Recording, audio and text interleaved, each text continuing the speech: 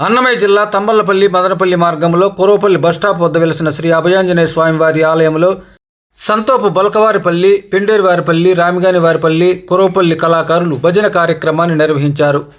రాముడోస్తున్నాడు రామాంబజే, మన దేవుడోస్తున్నాడు రామాంబజే.